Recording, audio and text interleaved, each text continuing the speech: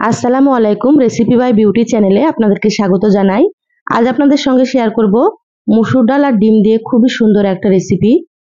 এই মসুর ডাল আর ডিমের রেসিপিটা মাছ মাংসের স্বাদকেও কিন্তু হার মানাবে। একবার রান্না করে খেলে আপনারা বুঝতে পারবেন কতটা সুন্দর হয়। তো অবশ্যই আপনারা স্কিপ না করে পুরো রেসিপি দেখে নেবেন।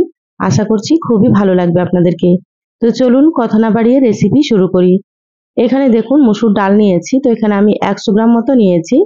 এখানে আমি আমার পরিমাণ মতো ডাল নিয়ে নিয়েছি। আপনারা কিন্তু আপনাদের পরিমাণ মতো নিয়ে নেবেন। এবার ডালগুলোকে খুব ভালোভাবে কয়েকবার পানি পাল্টে ধুয়ে নিতে হবে। এখানে দেখুন নিয়েছি আমি 4টে ডিম। তো এখানে আমি 4টে ডিম দিয়ে রেসিপিটা করব। আপনারা কিন্তু ডিমের পরিমাণ কম বেশি করে নিতে পারেন। এবার ডিমগুলো সাইডে রেখে দিচ্ছি, ডালগুলো কয়েকবার পানি পাল্টে খুব ভালোভাবে ধুয়ে নেব। ডালগুলো আমি ধুয়ে সাইডে রেখে দিলাম। গ্যাস অন করে কড়াই দিয়ে দিলাম। এবার দিয়ে দিলাম এখানে 1.5 কাপ মতো পানি। পানিটা হালকা গরম হলে এখানে আমি মসুর ডালগুলো দিয়ে দিচ্ছি।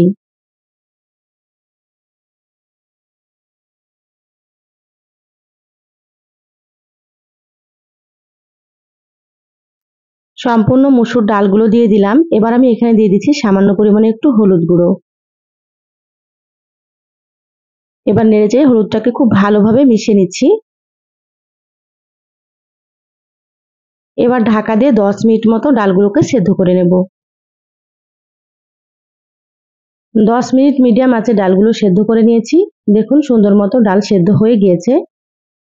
দেখুন ডালগুলো সেদ্ধ হয়ে গিয়েছে, এরকম ভাবে সেদ্ধ করে নিতে হবে, খুব বেশি গলিয়ে ফেলা যাবে না। এবার ডালগুলোকে কড়াই থেকে ঢেলে নিচ্ছি।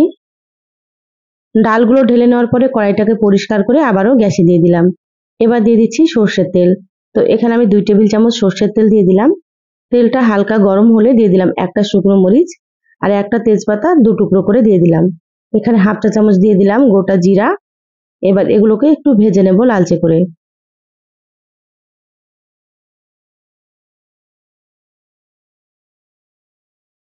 দেখুন ভাজা হয়ে গিয়েছে। এবার আমি এখানে দিয়ে দিচ্ছি পেঁয়াজ কুচি। তো এখানে আমি 2টো পেঁয়াজ কুচি করে নিয়েছি মিডিয়াম সাইজের। একটু পেঁয়াজের পরিমাণ বেশি দিলে রেসিপিটা খেতে খুবই ভালো লাগবে। এবার নেড়েচেড়ে পেঁয়াজগুলোকে একটু লালচে করে ভেজে নেব।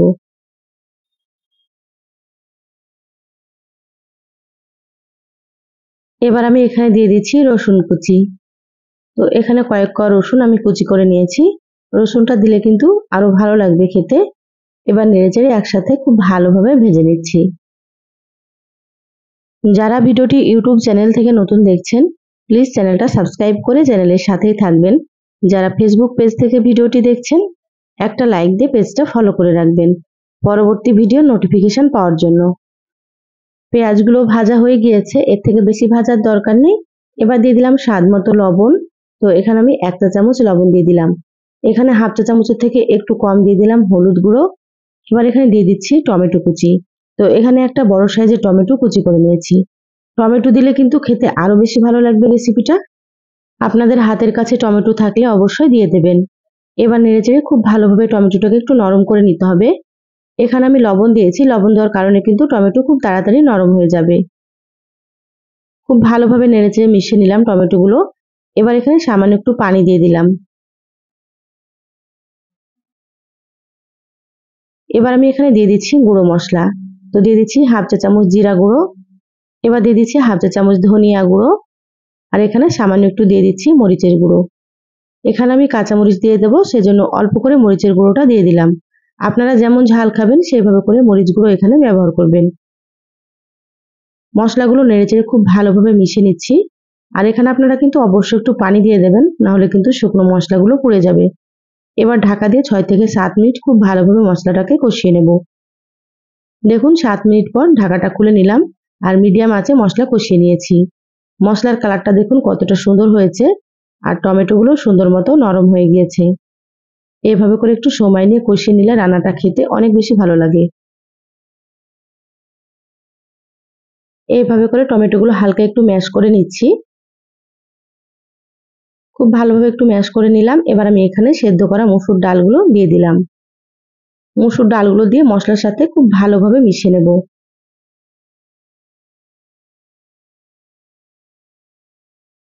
এইভাবে করে 1 থেকে 2 মিনিট খুব সুন্দর করে কষিয়ে নিচ্ছি। এবার আমি এখানে দিয়ে দিচ্ছি 4-5টা মতো চেরা কাঁচামরিচ। আপনারা যেমন ঝাল খাবেন সেইভাবে করে কাঁচামরিচ দিয়ে দেবেন। কাঁচামরিচ দিয়ে আবারও খুব ভালোভাবে একটু মিশিয়ে নিচ্ছি। আমার চ্যানেলে আরো অনেক রেসিপি আছে, চাইলে আপনারা কিন্তু রেসিপিগুলো দেখে নিতে পারেন। আমি সবসময় সহজ রেসিপিগুলো আপনাদের সঙ্গে শেয়ার করার চেষ্টা করি, খেতে খুবই ভালো হয়। আপনারাও একবার রান্না করে খেয়ে কমেন্ট করে জানাবেন আপনাদেরকে কেমন লেগেছে। ডালগুলো কষানো হয়ে গিয়েছে, এবার আমি এখানে দিয়ে দিলাম হাফ কাপ গরম পানি। এখানে প্রথমে কিন্তু খুব বেশি পানি দেওয়া যাবে না, আপনারা হাফ কাপ পরিমাণে দিয়ে দেবেন। পানি দেওয়ার পরে খুব ভালোভাবে একটু মিশিয়ে নিচ্ছি। এই পর্যায়ে গ্যাসের আঁচটা একেবারে লোতে করে দিলাম। এবার আমি ডিমগুলো দিয়ে দিচ্ছি। তো বাটিতে ডিম ভেঙে নিয়েছি একটা একটা করে, এবার আমি সাবধানে একটু দিয়ে দিচ্ছি। এভাবে একটু সাবধানে ডিমগুলো দিয়ে দেবেন। এই পর্যায়ে কিন্তু গ্যাসের আঁচটা বাড়ানো যাবে না, গ্যাসের আঁচ একেবারে লোতে রাখতে হবে। গ্যাসের আঁচ বাড়িয়ে ডিম দিলে কিন্তু ডিমটা অনেক বেশি ছড়িয়ে যাবে। আর এভাবে হালকা আঁচে দিলে সুন্দর মতো এক জায়গায় থাকবে আর ডিমগুলো সুন্দর সেদ্ধ হয়ে যাবে। এবার ঢাকা দিয়ে লো আঁচে 5 মিনিট এটা সেদ্ধ করে নেব। তারপরে আপনাদেরকে আমি দেখাচ্ছি। দেখুন 5 মিনিট পর ঢাকাটা খুলে নিয়েছি। ডিমগুলো সুন্দর মতো সেদ্ধ হয়ে গিয়েছে আর ডিমগুলো কিন্তু একেবারে জমাট বেঁধে গেছে দেখুন। এবার আমি হালকা হাতে একটু নেড়ে চেড়ে নিচ্ছি। এভাবে যদি ডিম রান্না করেন তাহলে কিন্তু খেতে অনেক বেশি সুন্দর হয়। তো আপনারা একবার রান্না করে খেয়ে দেখবেন। এবার আমি এখানে দিয়ে দিচ্ছি আরো 1 কাপ পরিমাণে গরম পানি। আপনারা ডালটা যেমন রাখতে পছন্দ করেন সেভাবে করে এখানে পানিটা ব্যবহার করবেন। ডাল একটু ঘন করে রান্না করলে কিন্তু খেতে ভালো লাগবে। দেখুন আবারও খুব ভালোভাবে হালকা হাতে নেড়েচেড়ে মিশিয়ে নিয়েছি। এবার ঢাকা দিয়ে রান্না করে নেব 5 মিনিট। তো 5 মিনিট পরে আপনাদেরকে আমি দেখাচ্ছি। দেখুন 5 মিনিট রান্না করে নিয়েছি, ঢাকাটা খুলে নিলাম। আবারও হালকা হাতে একটু নেড়েচেড়ে নিচ্ছি। এইভাবে হালকা হাতে আপনারা নেড়েচেড়ে নেবেন, তাতে করে ডিমগুলো ভেঙে যাবে না, একেবারে গোটা গোটা থাকবে। এখানে লবণের পরিমাণ একটু কম ছিল, সেজন্য আবারও লবণটা দিয়ে দিলাম। আপনারা এই পর্যায়ে চেক করে দেখে নেবেন, যদি কম থাকে তো আবার একটু লবণ আপনারা দিয়ে দেবেন। এবার আমি এখানে হাফ চা চামচ দিয়ে দিলাম ভাজা জিরা গুঁড়ো। ভাজা জিরার গুঁড়োটা দিলে ফ্লেভারটা কিন্তু খুবই ভালো আসবে আর খেতেও বেশ ভালো লাগবে। এবার আমি মশলা আর লবণটা নেড়েচেড়ে খুব ভালোভাবে মিশিয়ে নিচ্ছি।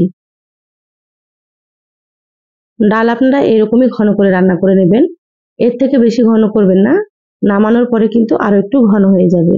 দেখুন মশলা নেড়েচেড়ে খুব ভালোভাবে মিশিয়ে নিয়েছি, রান্না হয়ে গিয়েছে, গ্যাস বন্ধ করে দিলাম। ঢাকা দিয়ে 2 মিনিট রেখে তারপরে আপনাদেরকে আমি দেখাচ্ছি। দেখুন 2 মিনিট পর বলে ঢেলে নিয়েছি। মাশাআল্লাহ কালারটা কিন্তু খুবই সুন্দর হয়েছে, খেতেও কিন্তু ভীষণ ভালো হয়।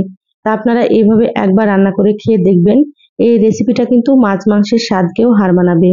তো এই সহজ ডাল ডিমের রেসিপিটা আপনাদেরকে কেমন লাগলো চ্যানেলের কমেন্ট বক্সে কমেন্ট করে জানাবেন। ভালো লাগলে একটা লাইক দিয়ে যতটা সম্ভব আপনারা ভিডিওটা শেয়ার করে দিবেন। সবাই ভালো থাকবেন, সুস্থ থাকবেন। ধন্যবাদ সবাইকে। আল্লাহ হাফেজ।